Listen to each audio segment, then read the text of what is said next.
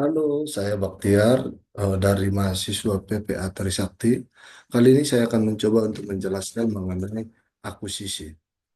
Akuisisi merupakan aksi korporasi yang dilaksanakan perusahaan untuk mengambil alih kepemilikan atau pengendalian terhadap entitas lain atau perusahaan lain yang baik secara keseluruhan maupun sebagian. Nah, tujuan dari akuisisi itu untuk mempercepat pertumbuhan perusahaan dan memperluas segmentasi pasar, terus sinergitas, terus mengurangi pesaing. Nah, di dalam akuntansi sendiri atau PSAK, akuisisi telah diatur di PSAK 22 kombinasi bisnis.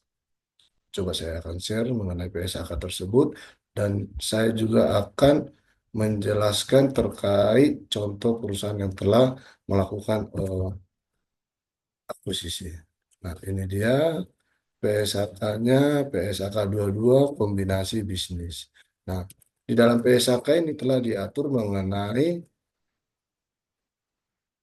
metode akuisisi. Itu ada, kalau kita buka itu, ini ada em- 4 poin. Nanti di bawahnya juga ada satu itu ya mengenai mutunya. Oke.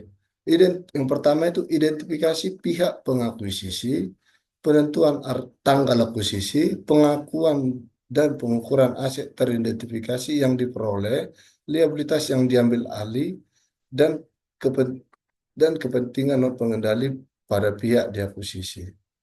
Ya, berikutnya, untuk lebih detailnya dia diatur di paragraf 4 mengenai metode akuisisi. Tadi sudah saya jelaskan yang A, B, C, dan yang D itu pengakuan dan pengukuran goodwill atau keuntungan dari pembelian dengan diskon.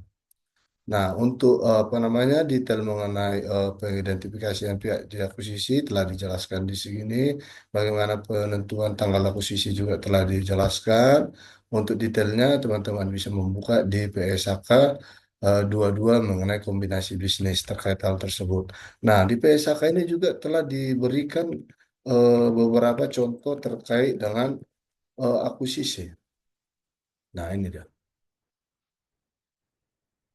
Nah, ini adalah contoh-contoh mengenai akuisisi real estate, akuisisi bakal obat, akuisisi entitas biotek, akuisisi stasiun televisi. Nah, beberapa kasus atau contoh telah dijelaskan secara detail terkait dengan eh, akuisisi di PSAK ini. Nah, ini contoh Ak- akuisisi real estate. Nah, entitas pembeli membeli portofolio atas 10 unit rumah yang masing-masing merupakan sewa berjalan. Nilai wajar eh, imbalan yang dibayarkan adalah sama dengan nilai wajar gabungan dari 10 unit rumah yang diakuisisi. Nah, saya ingin menjelaskan, namun keterbatasan waktu, eh, saya hanya menjelaskan garis besarnya bahwasanya semua baik penentuan, bagaimana pengakuisisian, caranya, dan bagaimana penilaian telah diatur di PSAK ini. Saya akan coba ke contoh kasus atau bagaimana perusahaan melakukan akuisisi dan untuk apa. Itu di PT Chandra Asri Pasifik.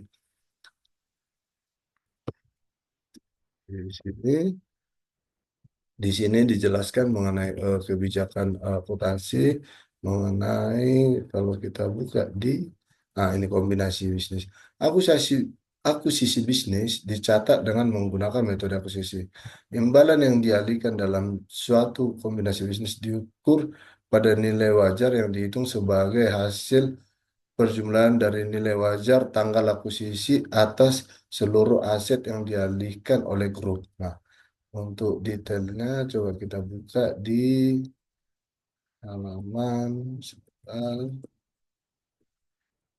Nah, ini dia. Akuisisi entitas anak. Sebagaimana dijelaskan di catatan 1D yang tadi, kepemilikan pada bulan Februari 2023, grup membeli 70%. Berarti sebagian tidak memiliki secara keseluruhan atau 99% yang pada biasanya perusahaan melakukan sebanyak 9 904.734.797 saham KCE dengan nilai transaksi sebesar ini dalam rupiah artinya 2 triliun 225 miliar. Nah, kenapa Chandra Asri melakukan akuisisi terkait dengan saham KCE?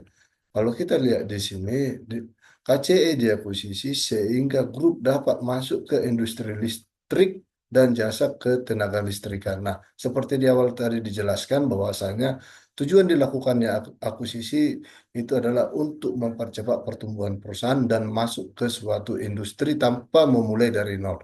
Nah, hal tersebut merupakan bagian dari aksi korporasi. Karena keterbatasan waktu, saya tidak dapat menjelaskan secara detail mengenai akuisisi. Mungkin di lain waktu atau di lain video saya akan eh, jelaskan secara detail bagaimana perhitungan atau contoh case terkait dengan akuisisi. Sekian dan terima kasih. Salam Mbak Tiar.